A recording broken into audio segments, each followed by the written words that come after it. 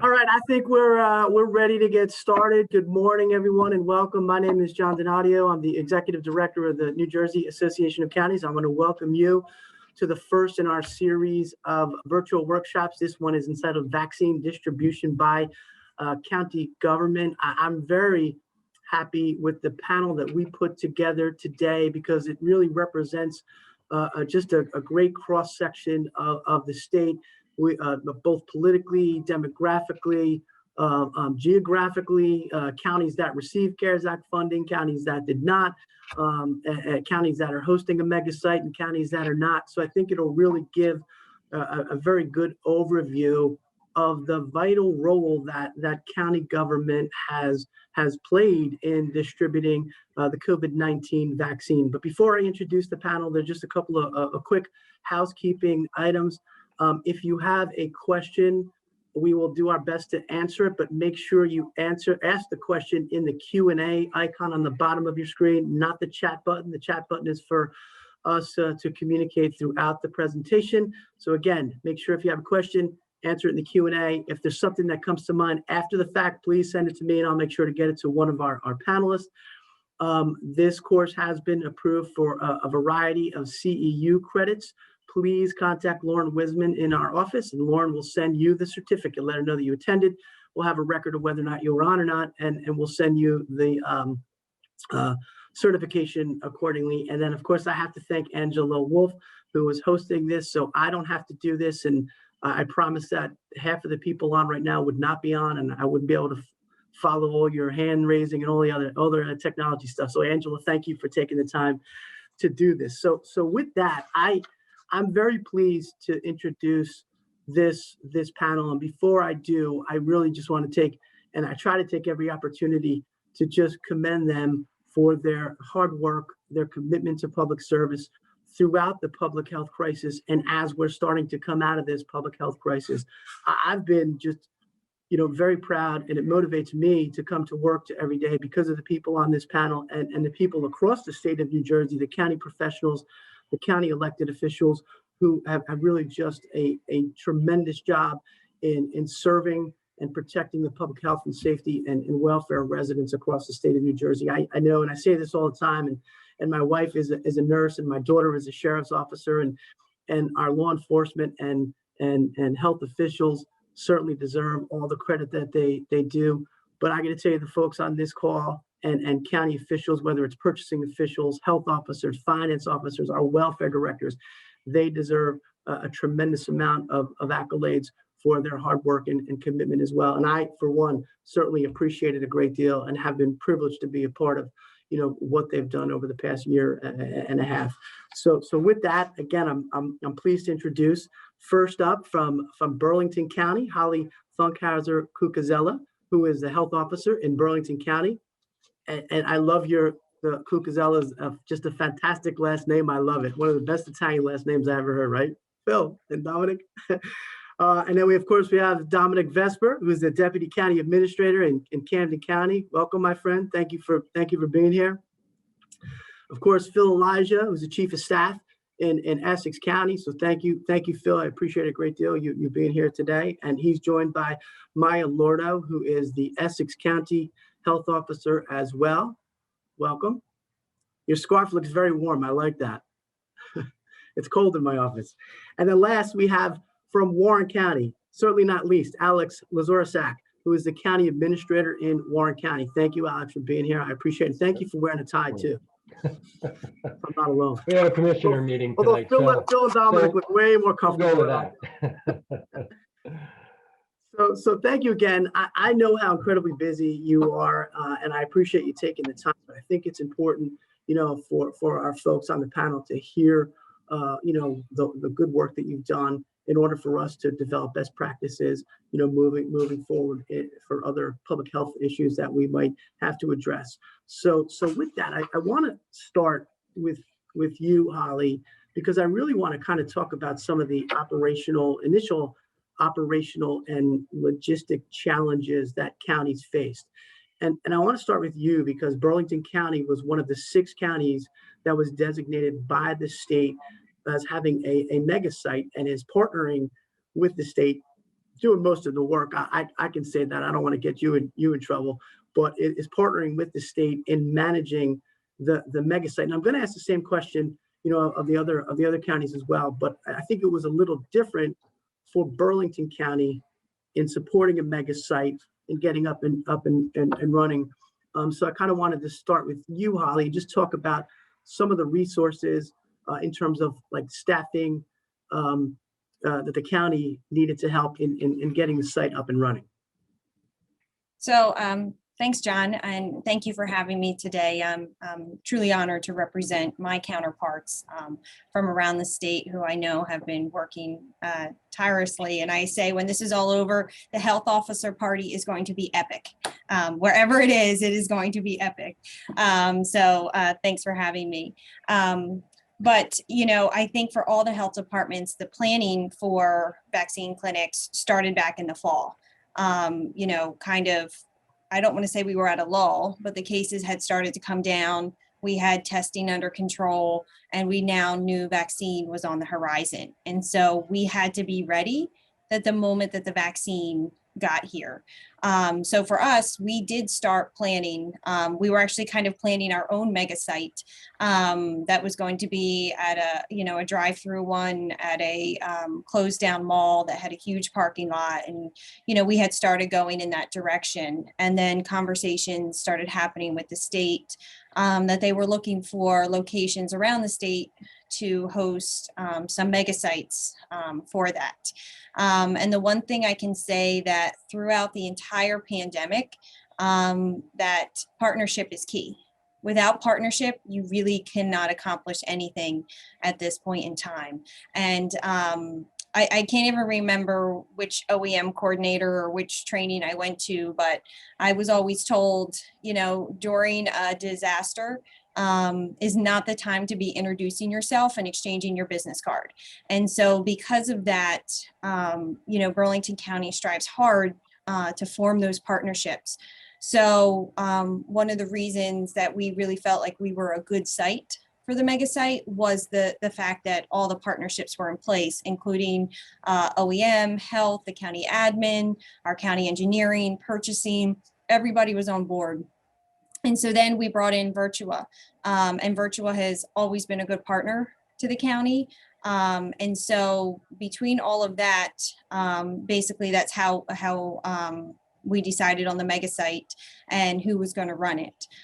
For us, Virtua is the lead on the mega site, but the county was involved in a lot on the resource end of the front, on the front end of it. Whether it was getting dumpsters, the county bought the ultra cold freezer for use at the site. So it was a true partnership with everybody contributing. But what we found was, as that was taking time to develop, we also then started having vaccine come into the county, and we didn't want to wait on it. So initially, most of the health department resources went to operating our own clinic. And we're finishing up those second doses this week. So we kind of had simultaneous, we wanted to start vaccinating right away while the mega site was getting up and running. And because the health department has, run vaccination clinics for years, we were pretty much able to host those clinics without impacting any of the resources that needed to go over to the mega site. And as we start to ramp down our clinics, now we're going to start to send over more staff to the mega site and our additional resources to be able to support that. And it's timing just about right as vaccine begins to ramp up, and they're now going to be able to operate at full capacity. We'll now be able to support them. Up until now, with the limited doses they've been getting, they've been able to basically staff it with just the Virtua employees. But now, as we start to ramp up, our health department staff, who has a lot of experience in running pods, will be able to step in and help with some of their leadership positions to allow their staff to finally have some breaks. And then our volunteers, our Medical Reserve Corps staff, is going to start to integrate into their staffing plan so that they can then start to break and, send some of their staff back to their regular operating duties as well. Great, Holly. So, really the planning I mean, was well in advance of maybe some of the calls that we had with the stake, and was critical to getting the site up and running. Yeah, and we had actually, even before that, when we took our testing mobile and then our flu shots mobile, all of those were planning and training efforts for the COVID vaccine. So basically, once we are able to get more vaccine and have a stable vaccine that we're able to transport, we're going back and doing the same exact things that we did over the summer and the fall, because we have those plans worked out now and we have those partnerships in place. Great, thank you. So Phil and Maya, a little different in Essex County. And Phil, by the way, your hair is on point today. I'm a little jealous. So in same question in Essex County, and then I'm going to follow up with Camden and Lauren, of course. Like you planned early on. You were one of the first counties, I think, the first county to roll out your open up your vaccination site. What were some of the the initial planning in terms of choosing a location, choosing partners, some of the county resources that were dedicated in Essex County? So that's to Phil and Maya, either who wants to jump in there and answer that question. I'll start and then you can jump in. So I think, Joe, before his county executive, is a political organizer. And when I talk about that, I mean rallies, events, campaigns, and we thought that was important. And the reason why I mentioned that is because I think he was uniquely prepared to organize. And we may have thought a rally with the president was important. This is the most important organization and thing that Joe has put together. So very early on, using those skills, we laughed because he started in October, starting to think about, the vaccines are coming and we have to be prepared. We have a very diverse county. So we have, from Newark, Irvington, and Orange, which are urban areas, to Essex Fells and North Caldwell, which are two of the top 5 richest cities in the state. So we wanted to make sure that we hit all corners of the county, and we've opened up 5 vaccination sites in the county. We have 2 in Newark, 2 in different wards of Newark, 1 in West Orange, 1 in Livingston, and 1 at West Caldwell. We utilize our facilities for 3 of them: the gym at Essex County College, the gym at 2 of our vocational schools, and then we use a vacant space at a Sears and a vacant space at a Kmart. And the mayors of those towns reached out to us very early on and said the malls have some empty space. They got us in touch with the owner. We too originally thought about, I think my original plan was for a mobile site. So we were looking for parking lots, and Sears had the auto shop, and that's how we came up with that, because we thought they could drive in, and it sort of evolved into the indoor space. But, we've had partnership with RWJ Barnabas, St. Barnabas Hospital. They assist us in providing nurses. The colleges, Caldwell University, Seton Hall University, Rutgers University, Rutgers Newark, NJIT, Bloomfield College, their nursing programs have been very instrumental in providing us with staff and with students that want to either do the vaccinations or even, from inputting and stuff. So we've had a unique collaboration with a lot of the partners in Essex County. And early on, we teamed with the Aviana, which is a medical temporary agency. Is that the correct word, Maya? I'm not sure. A medical vendor. A medical vendor. And we hired them early in the COVID crisis to administer temperatures, to take temperatures. And we talked to them, and they provide about 20-30% of the staff that's needed at all of our sites so that we have a core. We have a huge volunteer list. We opened it up to the community for doctors, nurses, and people who just wanted to volunteer. And we've got an unbelievable amount of people who chose that. So everything sort of came together. We were ready to go. I mean, Joe had these built and ready to go by right after Thanksgiving. They were built and empty, and he said, I want the state and everyone to know that the day the vaccines are available, we're a go. We had test runs in early December, and the day we were allowed to get vaccinated, I think they were approved, and a few days later we started vaccinating. Maya, I'm not sure if I'm sure you have a bunch more to add. We were lucky to have Maya Lordo, who there was a measles outbreak about a year and a half ago, and Joe, we had a part-time health officer who was handling a few different things, who's great. And Joe called me and said, if there's an emergency in Essex, who are we going to put out in front? So I, in my wisdom, I said, what do we need a health officer for? We have a part-time guy, it's fine. But Joe said, no, we have to hire someone. So in August, a few months before COVID, we hired a full-time public health officer and a staff. And it was money well spent, because we could not have gotten through this without the staff. Sometimes, John, it's better to be lucky than good, and our timing was perfect on that. Maya. Thanks so much. So before we start, I just want to give a backup Holly on the public health staff and every one of us that's been working. I'm really excited for that party, Holly. I'm actually coming live to you from one of our vaccination sites. I'm here in Livingston. We've actually created a little office for our site supervisory staff. I have a couple of points. One of the things that Phil mentioned, and one of the most important things that comes from understanding these vaccination sites, is that we started testing on March 26th. We had a core staff of nurses that was working for us. They were working through the county. I think that's one of the things that really helped us. These nurses that were our testing nurses are now our core charge nurse staff for each one of our sites. They also have become our site supervisors. So each of our sites has a charge nurse and a site supervisor. So the charge nurses are really responsible for that medical staff, that medical monitoring, and our site supervisors are responsible for the computer systems, any volunteers, staffing, registration. So that was very important for us to determine that. I think the other thing that was very important for us was that we originally had an appointment system through our testing. And that is what really got us to be able to be one of the first to go ahead and start up and going, is that we are able to give appointments to those individuals that were going to get vaccinated. I think an appointment system is critical, especially in a 2-dose vaccine and follow-up. So we were very lucky to be able to have that system.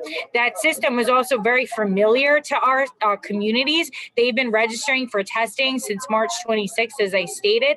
Our first vaccination site was on December 26th, so exactly 9 months. So it's like we had a little baby of vaccination. And so they were very familiar in going to the website. They were familiar with it, which allowed them a little bit of ease with registering. The other thing that we did at our vaccination sites is we split up the stations.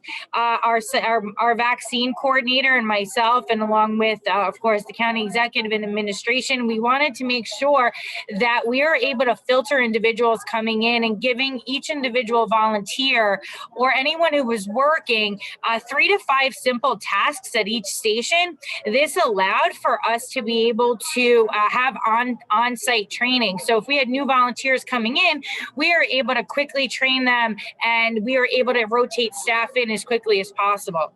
One of the things that Phil did mention is we had so many volunteers that were coming in. When you have a lot of volunteers coming in, you have to make sure that when you're developing your system of training, it's very precise. And you also have those site leads for those individual stations to be able to quickly go ahead and train these individuals, whether it be on a computer system or the protocols.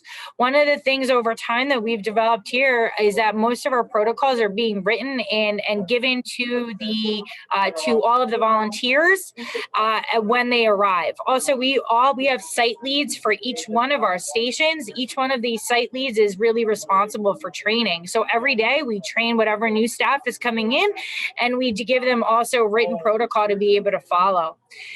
The other thing is, I think the one thing that makes us successful here in the county is that we've created a systematic station. So every single one thing about our systems is that they can be scaled up or down. So we have when an individual comes in, there's a greeter at the door. There is a pre-registration area, which we go ahead and see if individuals have appointments or not. So this way there's no boggle at the registration station. And the registration station is what determines whether making sure that your information is correct and that you have your screening number and it's linked to our NJIS system. Also, when we go ahead and go into the inoculation station, they get inoculated, they go over to our charting station, which then confirms them into the New Jersey Immunization Registry.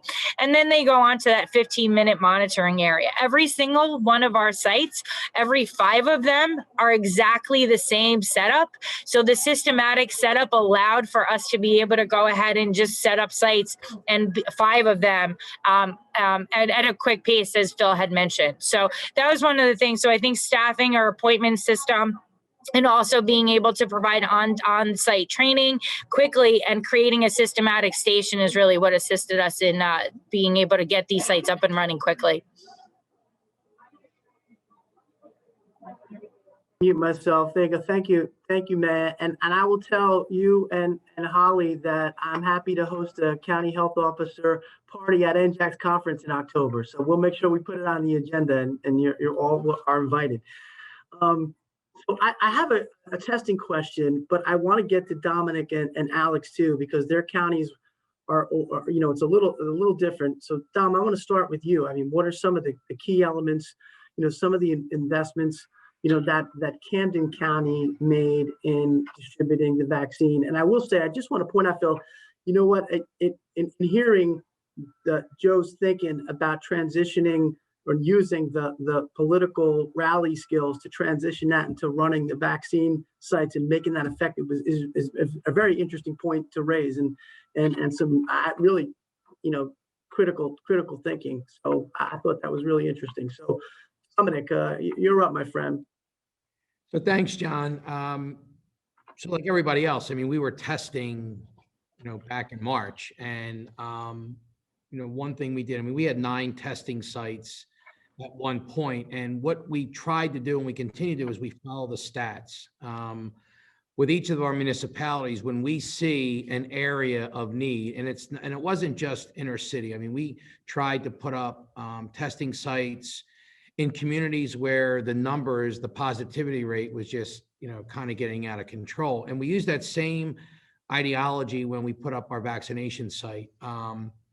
Like Essex, I mean, our leadership, our county administrator and our county commissioner came to us in the fall and said, listen, we're going to get some vaccines. We got to find a site. And that's kind of where I came into play. And so and that's where I'm at this morning. I'm at Camden County College in Blackwood, where we have had our vaccination site running since the first week in January. We're not a mega site, although we're usually between 1,000 to 2,000 shots per day. And we're a Moderna site. So what's made us successful, I think, is, for me personally, is the support of my leadership. I mean, everybody will say that, but I mean, I have a county administrator and a board of commissioners that get it. And I think that our partnership with our college, I mean, we've taken over their gym, their locker rooms, their parking lots,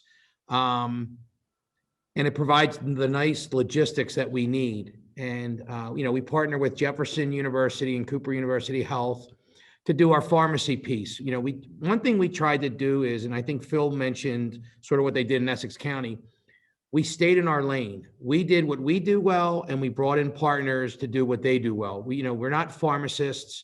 Our public health officer and our public health education team, Dr. Nawako and Ann Walters and Rachel from our public health team, pretty much told me, we got to stay in our lane. We can't do things that aren't within our skill set. And that's been something that's been very successful for us. We also brought in our event staff. I mean, we put on concerts here in Camden County where we might get 25,000 people. They know how to park cars. They know how to move cars around. And when you're talking about bringing folks in what we call the ambush, because let's face it, seniors, if they have an appointment at 3 o'clock, they're showing up at 6 a.m. And we are a scheduling facility as well, but you have to know how to handle getting people in and around of the site. And it was very important to us that the first point of contact from county staff be a pleasant one. And having an event staff put together a layout has really been very helpful to us. I'll just comment on one success that I think something we do, and I'm sure the others do, is that we don't turn back any vaccine. So if we order 1,500 vaccines in a day, we give out 1,500 vaccination shots. So when we do our freeze, and a freeze is when you stop scheduling or you go into the system and see that 50 people have canceled, we have a super scheduling team we call that. All they do is get on the phone and call people 65 and older, or those who have called our hotline and have asked to be bumped up that qualify for 1A. We start calling them at 2:30 and say, listen, we're bumping you up. You got to get here in an hour and we will vaccinate you. So every day we spend 2 hours on the phone using up the vaccines that aren't spoken for, either through cancellations or otherwise.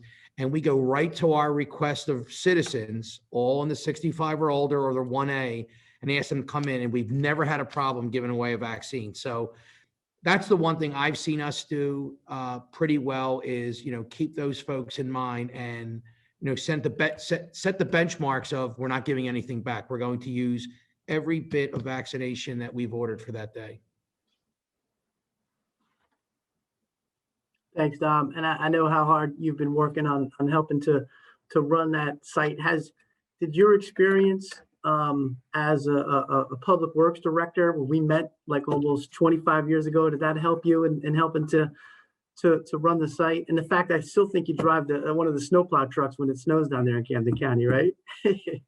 Well, it's helped because you could walk barefoot in our parking lots because I demand no less of the men with the salt trucks. But listen, I will just say this, my experiences is just the great coworkers we have. I mean, and leadership is important. I know Phil talks about his county executive, and you got to have good leadership. They have to get it, and ours do. And giving you the trust and the ability, and we have a great health officer and an awesome health department. And, this is their Super Bowl. This is what people in the health officers, they plan for this. I mean, I've been bossed around for people just tell me how it is, and it's just easy and comforting to know they know what they're talking about. I mean, people plan for this. So it's been a great partnership. I have great coworkers and great leadership. Yeah, you're not kidding. And I saw, Maya got excited, and that was a terrific article in the Wall Street Journal that highlighted the success of Essex County, where you're quoted as saying this is your Super Bowl. So it's a great job by you. So Alex, I promise I didn't forget about you, and I definitely wanted to have one of our smaller, more rural counties on the site. And your county is a little bit different. You didn't receive any CARES Act funding. You don't have a major hospital within the county. So I think it's important for our folks to hear, some of the challenges that you faced and how you've been successfully able to, administer the vaccine. Sure. Right off the bat, I certainly give a lot of credit to our OEM department and all the divisions within the county. Ever since Sandy, OEM has taken an active role of planning and training over the years for different scenarios. Unfortunately, we never came up with a scenario of a pandemic. But within that training and whatnot, as Dominic said, everyone learned what their lane was and what their duties would be. Also with that planning and training, we were able to bring in, our smaller hospitals within the county and different businesses for support. So when this started a year ago and came to testing, we were very successful putting up a testing site at our county college within a week. The plan was complete, down in the state, and approved, ready to go. So again, a lot of that was just from planning, over the years. And with that, we were able to take that same plan and information that we developed for our testing and very quickly transform it into a vaccination plan. So again, I believe as Maya was saying, or maybe Holly, we started planning for vaccinating probably around September as well. We knew it was coming down. So with that, and being a smaller county, population-wise, we are pretty spread out. So we had one central testing site, but we decided to do 3 separate vaccination sites that have been up and running, northern, central, and southern part of the county. And again, it's been very successful. We also reached out for volunteers, a lot of registered nurses, a lot of doctors, physicians have been coming and helping out to vaccinate because we only have limited amount of nurses in our health department. So it's been very successful. Unfortunately, we're only averaging about 500 to 600 vaccines a week. But we're prepared to go up to, well over 3,000 vaccines if we do get them. So again, a lot of it's planning and preparing. And again, just all of our departments, our department heads, everyone's been top notch. Even we developed a call center and we were able to take various employees from different departments, from our library right down to some of the public works guys working the phone systems and whatnot to get scheduling done for our seniors and people without internet service. So again, it was pretty much a team effort. And so far, it's been very, very successful. Great, thank you, Alex. So I have a question about testing. We're still conducting testing, obviously. How are your counties testing and issuing the vaccines at the same time? And I'll open that up just to anyone on the panel who wants to answer that. We still, I could just tell you in Camden County, we still have 9 testing sites open. We've done 44,000 tests since April 1st.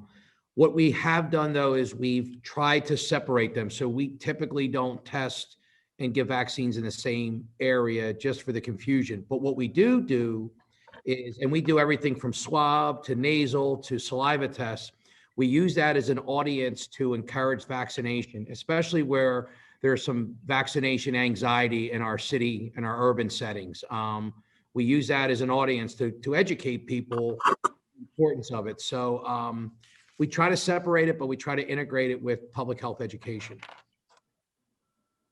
I would say here in Essex, we're testing 3 days a week for our sites. One of the things that allowed us to do both the vaccine and the testing is that we're using Vault. We're using Vault, and it's an automated system. So it allows us to decrease the medical staff that we need. So it doesn't need any, we do have clinical nurses on staff, but we definitely don't need as many as we would for swab testing. So that allows us to go ahead and test a lot of individuals, especially with Vault. If the individuals want to come back and test, they just create that account and they can go ahead and test with the saliva. So that helped us out a lot. Okay. We're still using Vault as well and testing 3 days a week.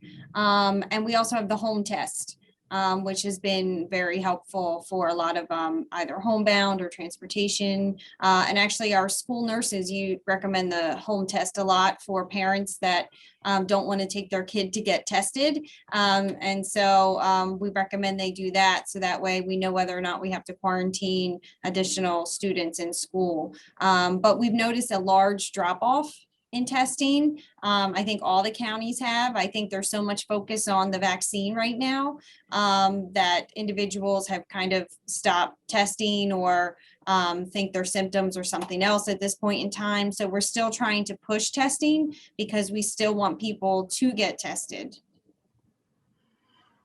We're in the same place with testing. Our numbers significantly have dropped. We're using Vault as well. But we're still out trying to push testing and get people in and out. But our numbers certainly have dropped quite a bit as well. Great, thank you.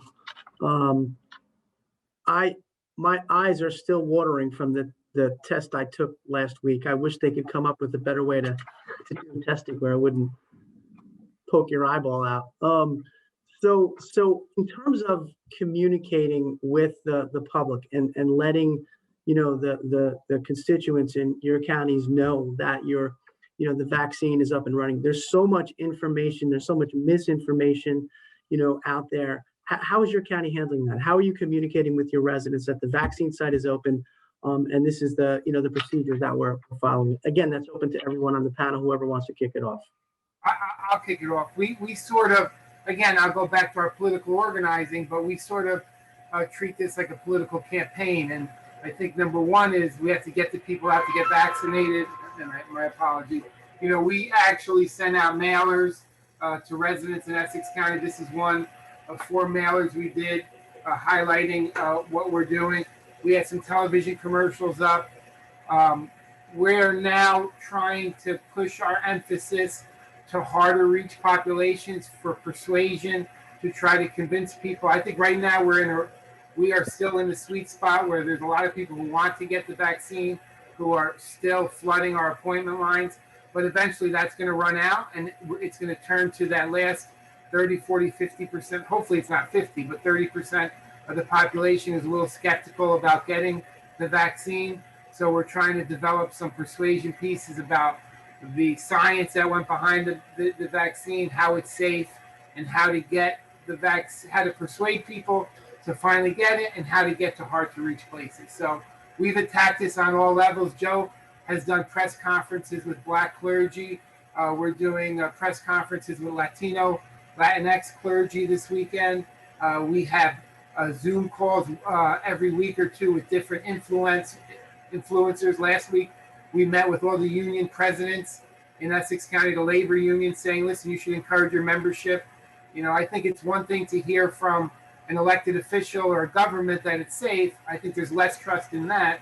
There's certainly more trust if your pastor, if your union president, if someone you work with, if a peer tells you, I took the vaccine, you should take it. So we're trying to now move to sort of what we like to call the persuasion thing, where we're trying to get the harder to convince people comfortable in getting the vaccine and taking the vaccine.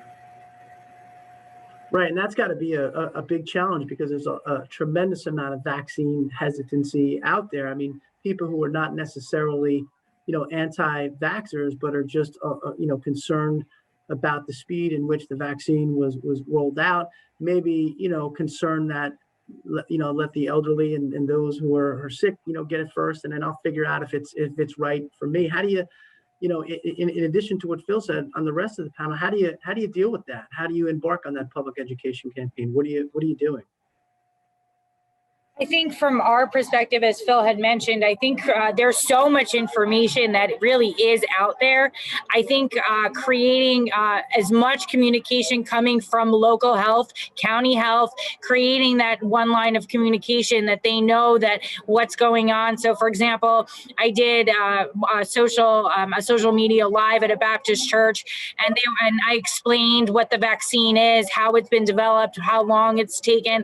So I think that the communication has to be more and more. The number of it has to be coming from local and county government health departments. I think that really is the key, not social media and not having a clear, concise message.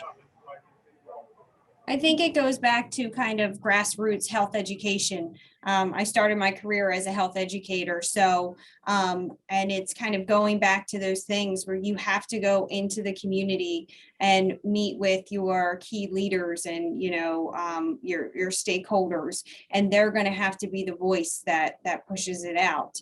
Our health education staff here continues to outreach to different groups, offer up our services to do presentation, hold live Q&As.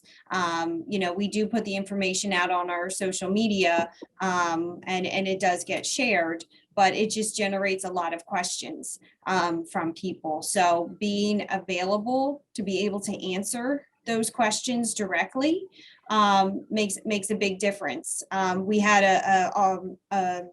a presentation last night with a school district that opened it up to surrounding school districts as well. And we didn't even get halfway through the information we wanted to present because they just had so many questions. So I think you have to be available to answer the questions that people have, because they can read it, but that doesn't mean they're going to understand what they're reading, and it's just going to generate more questions. And so they want to know directly from health officials the answers to their questions. So you just have to make yourself available.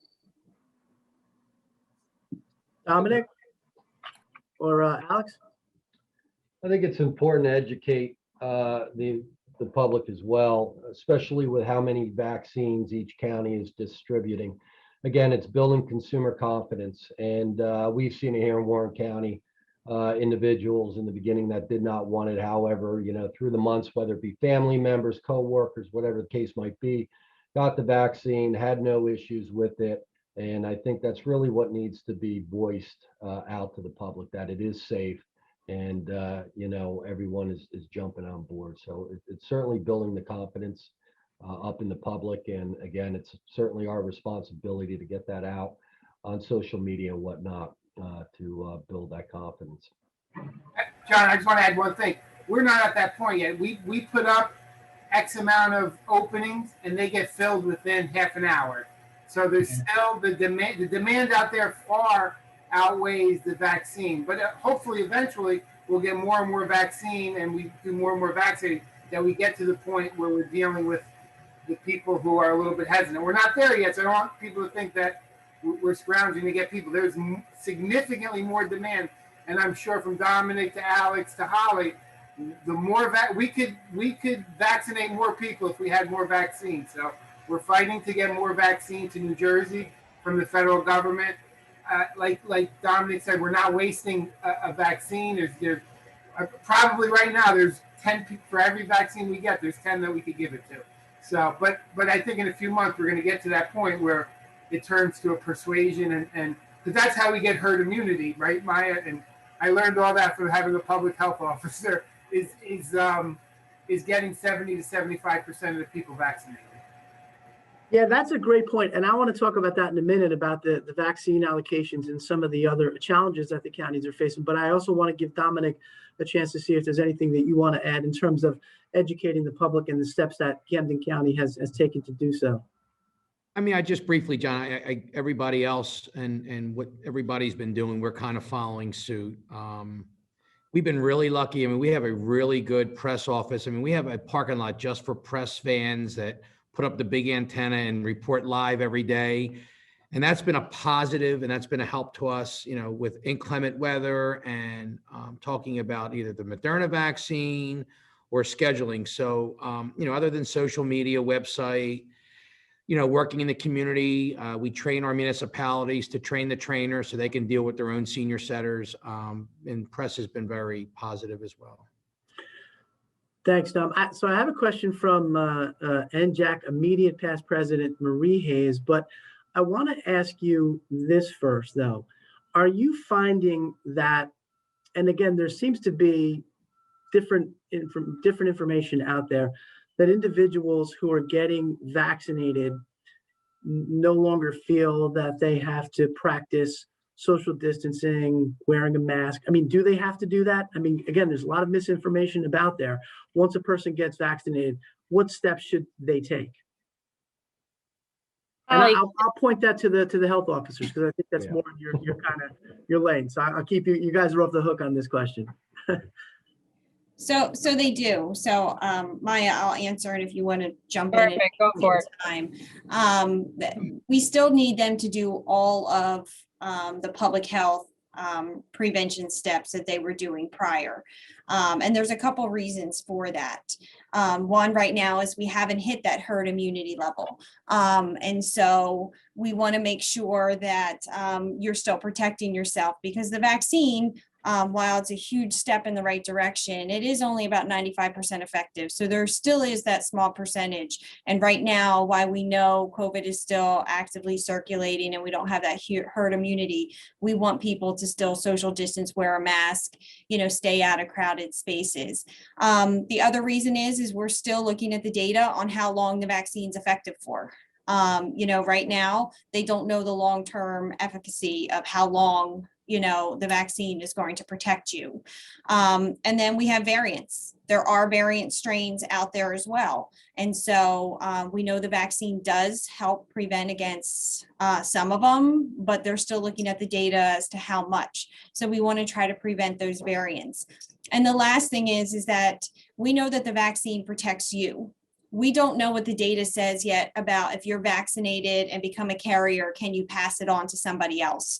So you still want to wear that mask to protect the people around you. You might be protected, but your loved ones or maybe your kids that can't be vaccinated yet, you know, anybody that's not vaccinated, you want to wear the mask to be able to protect them.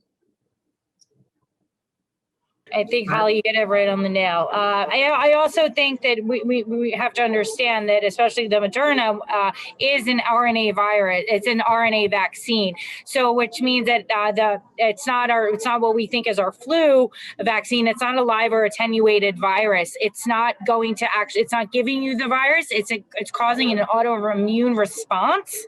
So your body's familiar with picking up the virus. So it's allowing you to fight it, and perhaps you may still contract COVID, but what may happen is those adverse effects or the severity of the disease will not be as great. So I think that's something that people need to understand, that you may still contract COVID, but the severity and the of your symptoms and how bad it will be is really what the vaccine is protecting us from. So I think that, again, until we have the J&J vaccine or other vaccines that do come out, I think practicing that public health and washing your hands, I think, needs to still continue to be and our number one way of making sure that we prevent coronavirus, but also the masking is extraordinarily helpful in social distancing.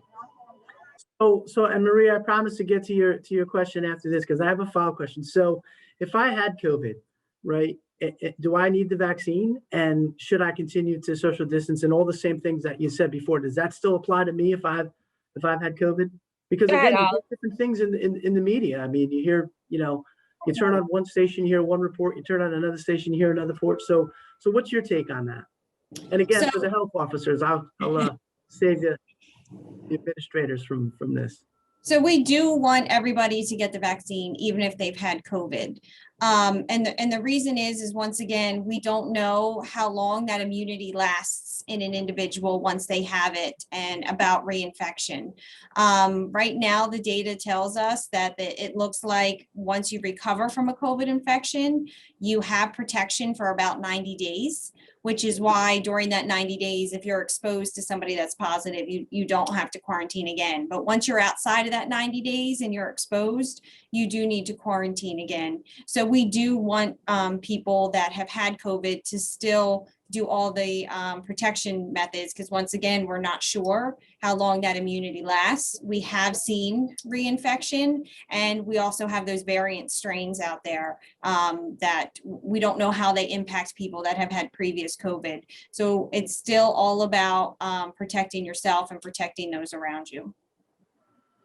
I would have to agree with what Holly said. Yeah, I think one of the things when individuals are contracting COVID, we don't know how long the antibodies do last for. And one of the major things that we need to understand is that we're not just looking for those regular antibodies, we're actually looking for those neutralizing antibodies.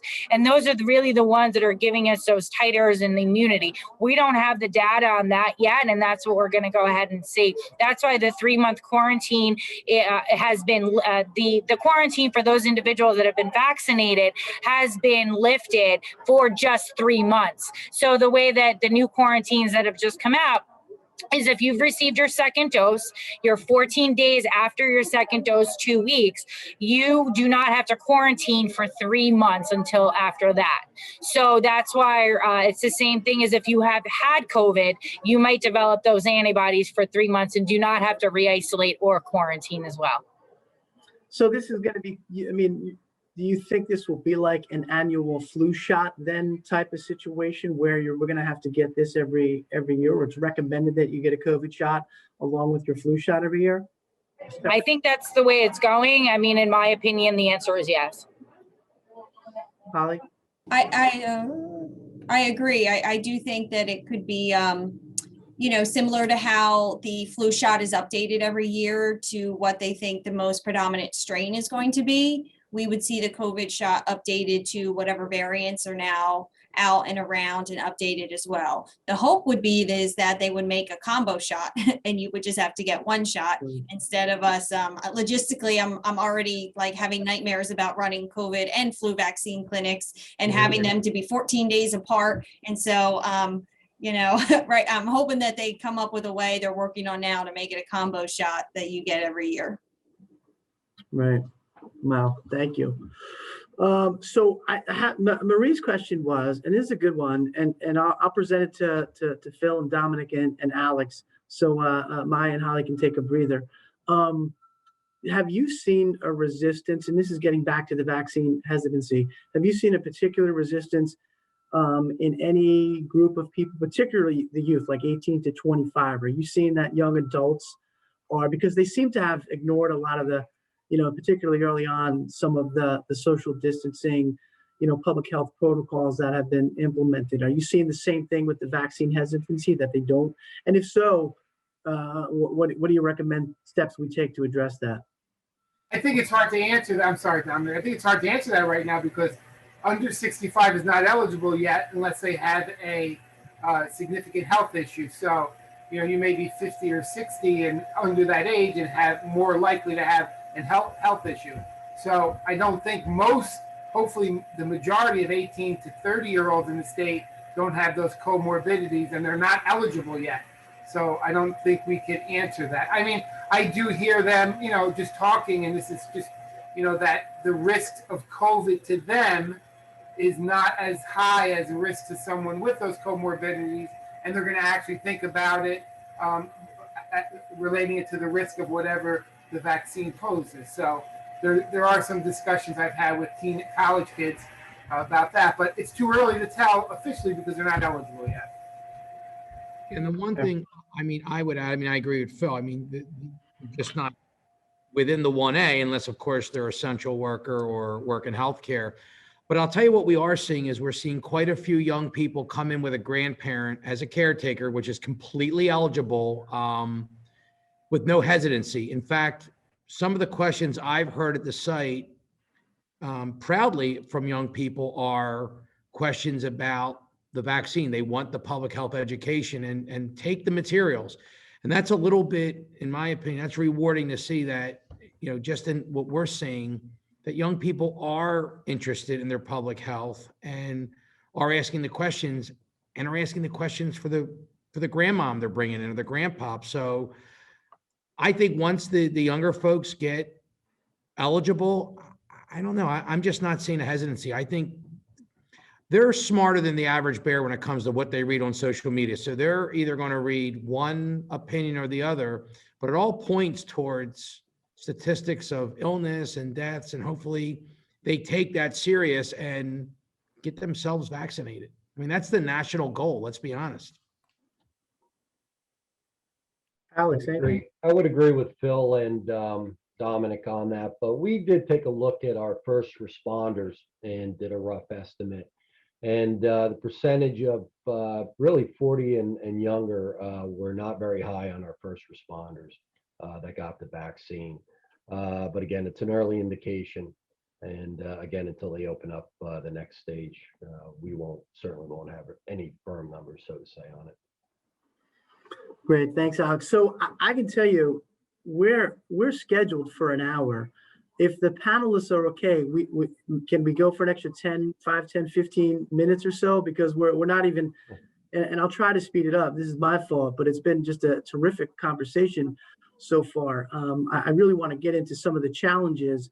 And again, we'll try to be mindful of time, but if you guys okay with going an extra 5 to 10, 15 minutes, that would be terrific. If you have to jump off, I completely understand, but this has been a great conversation, and there's still some really important things that I want to cover, particularly in the challenges and the finance piece of it, because I know there have been, and I'm on, the daily briefing calls, which seem like they've been going on for, 100 years now, with the administration several times a week, several different groups with health, and I know there's just so many different meetings going on, and aware of the challenges, but just talk, if you can talk about in general, and I'll give each county, and I'll start with you, Holly, an opportunity to talk about, there's the challenge with the vaccine allocations, obviously, right? There's the challenge with the state scheduling system. There's the challenge with scheduling the second shots. There's a challenge with announcements coming from the administration that opened up the category, yet we're not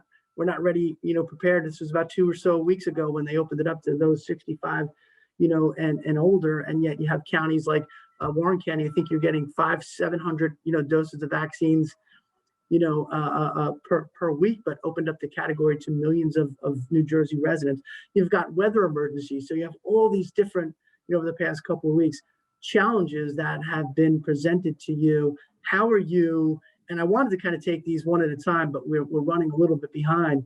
So how have you addressed these challenges, and how do you plan on moving forward? So Holly, I'll start with you, and you can pick any one or all the above if you like.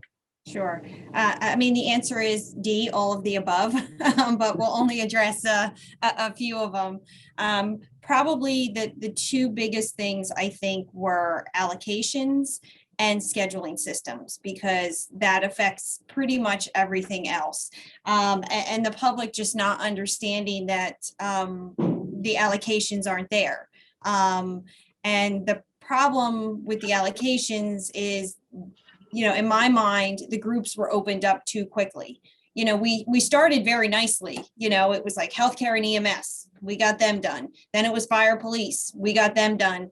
And then in my mind, the wheels kind of fell off the bus, because then all of a sudden it was opened up to 65 plus. And if we had just done 65 plus, I think that would have worked nicely, because we could have provided a lot of assistance with registering. But when it opened up to that larger 16 to 64 with the underlying health conditions, everybody kind of took that as 1B is fully open now. And because sites can't request documentation to verify certain health conditions or, other things, it went to the honor system, and some people were great about it and some people are not so great about it. And so at that time, the vaccine had not increased. So all of a sudden we had, a million more people looking for vaccine that wasn't there.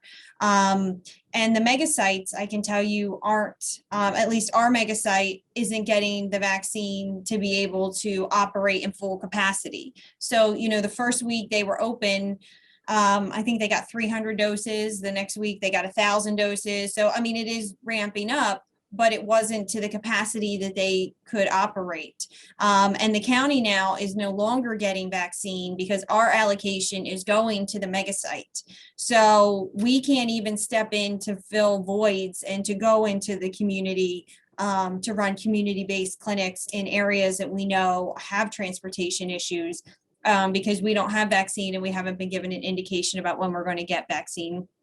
So I think every county will probably agree with everybody is capable of doing more, but the vaccine is just not there for us to reach our max potential. And then the scheduling piece.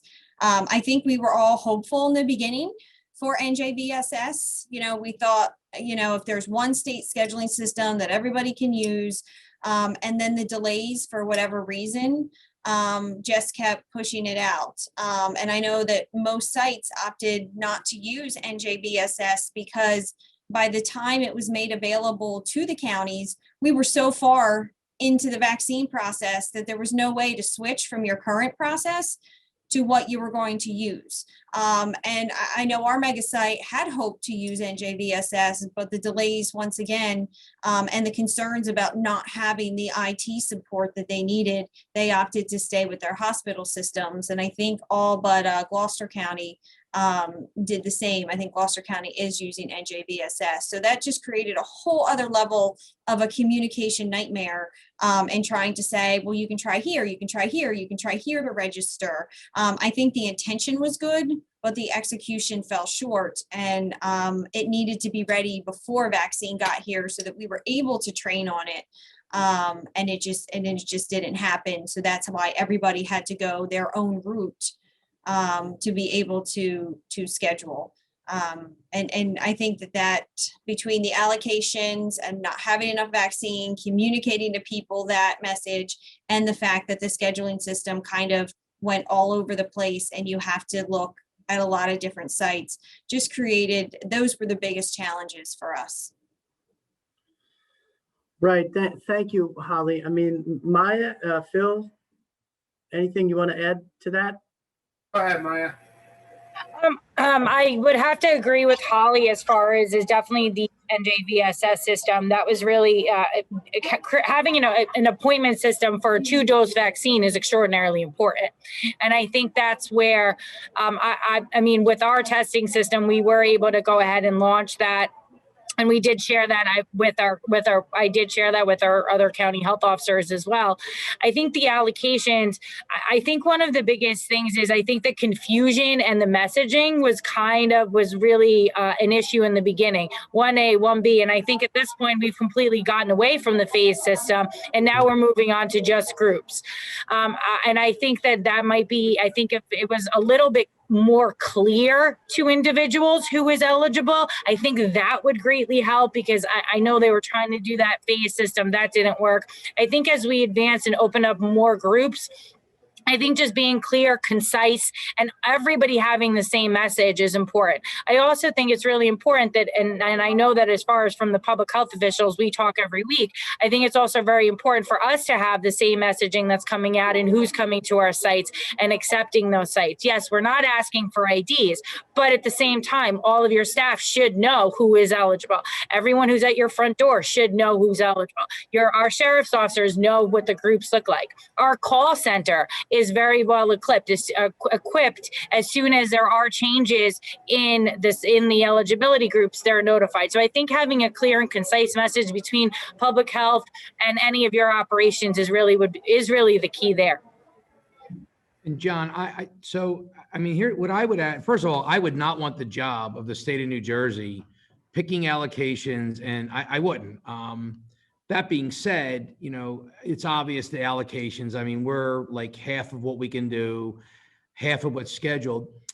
And we're not on the state system. We decided early on that we would partner with Cooper Hospital and use their scheduling system because we researched it, we did our due diligence, and it's unbelievable. And we're seeing those benchmarks and that value 6 weeks in, with the ability to be able to send out a notification and move anybody who's in a demographic of 75 years of old, who is a smoker or diabetes, and move them up with just, a couple strokes of some computer keys. So the scheduling, we're not on the state system.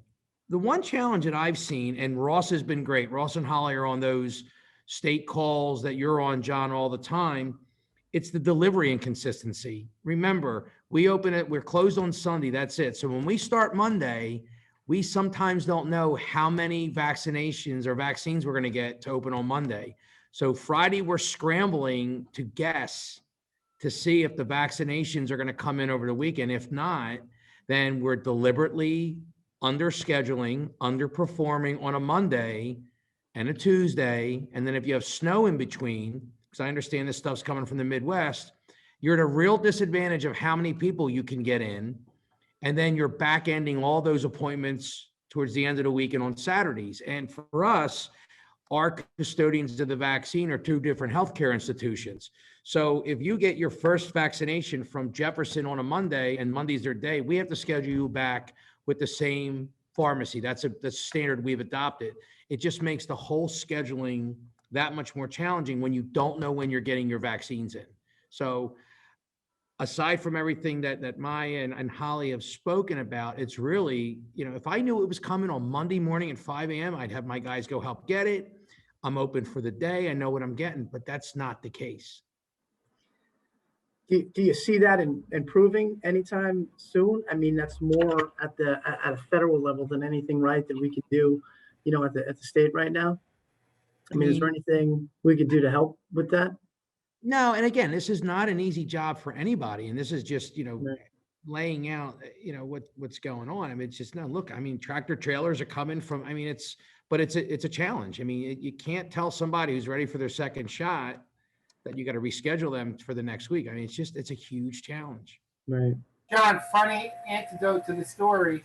We were in the same spot, and our vaccines were scheduled to arrive a day later than we had expected. So we were going to be forced to either reschedule some appointments. So Joe reached out to the Port Authority, and he had him and his sheriff's officer met the plane at Newark Airport and cut like 6 hours of time off of, of the offloading and getting it on a truck to our site. And him and the sheriff's officer loaded the refrigerated truck that we had and delivered it themselves. But it's that level of detail that all of us have gotten to make sure that it happens. But, Joe was prepared last week, because last week was a big problem with the delay to send sheriff's officers to the Midwest to pick it up, because he, in his head, he was like, if it's 12 hours to Kentucky, we can have them in 24 hours. But they wouldn't give us the address, or he'd be banging on Moderna's door. But that level that all of us are doing to ensure. I actually have our county exec with us at one of our sites. Hey, Joe, how are you? Good to see you. Everything good? Yeah, very good. How you doing? Well, we're working. Yeah, I hear that, man. You guys are all doing a great job. Yeah, Tell the story about you picking up the vaccines at Newark Airport. whatever has to be done. I was ready to go to Louisville with Phil. That's what he said. But Phil wanted to know if there was a casino there. He wanted to know. We used to do those all-nighters. That's funny. That's funny. Thanks, guys. Thanks for your help. Address? That's great. Thank you. All right, thanks, Joe. Good seeing you. So, hey, Alex, I got a little bit of a different question for you along the same vein. Has your, and there are a couple of counties that, because of the lack of allocation right now or supply, has your county seen it effective to limit the vaccine as best they can to Warren County residents? We are within the county. I mean, right now, roughly, we're receiving about 15 to 1,600 in the county total. St. Luke's Hospital is getting a certain amount every week, Atlantic Health, and we have a few different providers, medical providers distributing it. But it is, it's difficult on our end. In the beginning of this, when the governor kind of opened it up to everyone, we actually encountered a lot of people surfing the internet. We had individuals from North Carolina and Maryland come up to Warren County and get vaccinated. We brought this to the governor's office, and Mike at that point then turned around and said we could put parameters on, and we have done that. Right now, within the county, what we're distributing, yes, you have to be a Warren County resident. With 500 vaccines a week, we've been allotting 250 specific to 65 and older. Warren County's population, we're around 106,000. However, we have a lot of retired and 65 and older in Warren County. About 20,000 residents are 65 and older. So we've been trying to concentrate on getting them vaccinated and working with St. Luke's and Atlantic Health to try to prioritize our seniors. So to go back to your original question of not staying within the categories and just announcing new groups, it's very tough on us, because we are not getting a lot of vaccines, and again, we get flooded with people not following the rules, and again, we can't question what medical conditions they have, obviously with HIPAA and whatnot. So it's very hard to police. So we're trying to police it internally. Most of our appointments with seniors is being done through our Office of Aging to verify 65 and older. So that's how we're trying to hit our elderly population for the vaccinations. John, regarding Essex, we are open to Essex County residents or individuals who work or study in Essex. And we're a little surprised by the numbers. And it is, it's great because the more people in New Jersey who get vaccinated, the better. But over 25% of the individuals who we've given vaccines to in Essex County have home addresses outside of Essex County. So I know Newark is a big employment hub. There's a lot of big, it's a lot of things like that. But, we're happy to do it, but it is a very large, it's a bigger number, I think, than we anticipated. As we were doing the math, we were figuring out Essex County population and how many vaccines we may have to do. But if over 25% are non-county residents, we're going to end up doing many more if the vaccines are available. And it's just, and I'm sure there's a lot of Essex County residents who are getting their vaccines at the mega sites in other areas. So it sort of all evens out, I guess. But right. Dom or Holly, Maya, want to add to that? I think Phil covered it all on my end. I actually have an administrative hearing coming up, so I'm going to jump off, okay? Right, thank you great. so much to everyone. Much appreciated. Okay, Thank thank you you. so much, Ryan. We appreciate it a great deal. So, Bye-bye. so with that, I'm going to skip. We were going to talk a little bit about the finance piece of it, but we do a lot of that through our county administrator meetings and NJAC board of director meetings. So I want to end with really some of maybe your final thoughts and maybe talk about, was public health prepared to deal with the, the public health crisis? What lessons have you learned? What best practices have you developed moving forward? So if we can end just with maybe a final statement on that, because it is about 11:15 and I am mindful of how busy you are. So if we can do that, and I'll work backwards this time. I'll start with Alex, and then we'll work and we'll end with Holly. I think one important point I want to make, and John, you pushed this way back, is really, the governor's office, when he prepared and put together his panel, he really should have had more county administrators, county health official, county OEM people on his panel guiding. Because again, we're in the trenches, we're putting this together. And I think we would have been able to give the administration our viewpoint, how we would roll out vaccines and whatnot. And it would have been much smoother, I think, all the way around throughout New Jersey. So hopefully moving forward, the governor will take that into account and get a lot of us on his panels and review teams to look at coordinating. Especially, I agree with, I believe what Holly said before. I think we are getting into the vaccination business.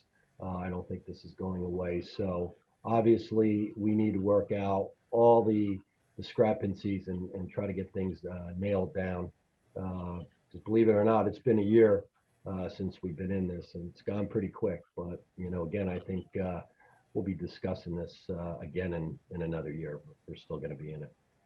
Yeah, it really is hard to believe that it's been about a year already now. I mean, more than a year than the first case was reported in the United States. It's hard to wrap your hands around that. And you're right, Alex. I mean, I think that's something that, although we certainly appreciate the communication with the administration and the daily calls and the calls with the health officers and others, I think there has to be more of a bottom up approach to communicating. Absolutely. And listening to the subject matter experts. We've been saying this all along. Listen to our health officers, listen to our OEM, listen to the finance people, the purchasing agents who are in the trenches. I'm not quite sure we're there yet, but we're going to keep sending that message to the administration. I think the regional meetings were a result of that, but it always just can't be that we're being dictated to in a top-down approach, because then you have there's really no communication there at all. So absolutely. So Phil, any final thoughts? You're muted, Phil. Yeah, that's the most common phrase of this year. You're muted. So one of the things that we've really learned is we communicate internally every day. We have a 15, 20-minute Zoom call with everyone who's involved in the vaccine centers, talk about what's going on, and we constantly change. I mean, we were not vaccinating pregnant or breastfeeding women because we thought that it was not the right setting in a gymnasium, and that you should go to a hospital or to a more clinical setting. But after tons of complaints and people calling, and Maya reaching out to the CDC, even though it wasn't part of the test, we made the decision with doctors to put a strong waiver on there. And now, starting yesterday or Monday, we're going to start vaccinating pregnant and breastfeeding women. So I think the key is constant communication at the vaccine level with everyone, and don't be afraid to change. I mean, we change things like the location of this station, or every day someone has a different idea, and we're constantly evolving to make it better and better. So, and I think the state and all of us, these calls help us because, we've learned some stuff today from Dominic and Alex and Holly that we'll implement going forward. And thanks for having us on. It was great, John. Yeah, thank you, Phil. I appreciate it. I really do. Dominic. I mean, I'll just say this, and John, you and I know each other a long time, and county government really does a good job. I mean, I'm sure the state has their role. I know the municipalities lean towards us, but I think our county governments are strong. And I think our health officers and our OEM folks and our administration, that we're tasked with something that's really not something we've ever done. have just done a good job. And I think that that says a lot about the structure and those of us who are members of NJAC, and that we do have the ability to do this. I don't know how many other counties and other states are doing this. I got to imagine all of them, but I have a new respect for public health folks. You work, I've been with the county 30 years, everyone's got these titles, all these initials after their names. And I mean it, man, this was their Super Bowl. And I've never been more proud of the coworkers, especially in the public health education, that have stood up and really, I don't want to say sacrifice, because this is what we get paid to do, but nobody dropped the ball. It was just really a great level of service. And, the only thing that I've learned from this is that, first responders and nurses and medical staff, public health is just as critically important to our everyday public health as anything, as your police officer, as your jail wardens. They're a class in and of themselves, and that's very rewarding. Yeah, Tom, I kind of opened with that, and I couldn't agree with you more. County government and the people in county government really just rose to this occasion and just did just an amazing job and demonstrated their commitment and their dedication to public service. And it's something that I'll take with me for the rest of my career. I'm just very proud and humbled to have played a small part in being a resource, for the counties. But it's just been incredible for me to watch how, whether it's our administrators, elected officials, and I can go on and on, county, obviously the health officers, how they just work day in and day out, weekends, 11, 12 o'clock at night, trading emails, having phone calls. And it's really just been moving to watch. And I will, again, take it for the rest of my career. So thank you for saying that, Tom. Holly, we're gonna end with you and your final thoughts on whether or not we were prepared, what lessons we learned, and what we can do moving forward. So, I won't say too much, because I wholeheartedly agree with Alex and Dominic and the fact that, the health departments have been planning for this for over 20 years, like maybe not to this exact scenario, but I was hired 19 years ago on our public health preparedness grant at Burlington County Health Department. And most of the health departments have spent the last, over 20 years planning for different scenarios. And why it was not exact, a lot of the groundwork had been done. But from the beginning, the communication was pushed down instead of asking us, what was your plan and what had you written for this? We do case investigations every day, every single day. And so we know how to do a case investigation. And so instead of asking us how we can adapt what we're doing, it was kind of just pushed down and this is what we're going to do. So definitely, I don't think that in the beginning, I think we're getting there now. But in the beginning, the expertise at the local health departments was not tapped into. And I think we could have rolled a lot quicker with a lot of things had, folks reached out to the local health departments to say, because a lot of us have been here a long time. We've been through a lot of things. I remember doing smallpox vaccinations. We did smallpox vaccinations not even 20 years ago. So that's a whole other, unique set of immunizations that we had to learn and do and bring back from the olden days. So, we know public health, and we do this every single day, and we learn to pivot and adapt. I think those are the other two words, right, for 2020, pivot and adapt with whatever is thrown our way. And we'll never say no. We're just going to figure out with OEM and county administration how to get it done. And I think that that's the one thing that I'm most proud of is my colleagues, both around the state and within the county, whether it's OEM, engineering, Virtua, all the health department staff here, county administration, finance. It wasn't ever, we're not going to do that. It was, how do we get it done? And I think that that was the same across pretty much every county. it wasn't a question of we're not going to do it. It was a question of how are we going to do it? We might complain the whole way along, but we're going to do it and we're going to get it done because that's why we're here. We're all in public service for a reason, and we take great pride in our work. And I think that really came to light throughout this entire pandemic.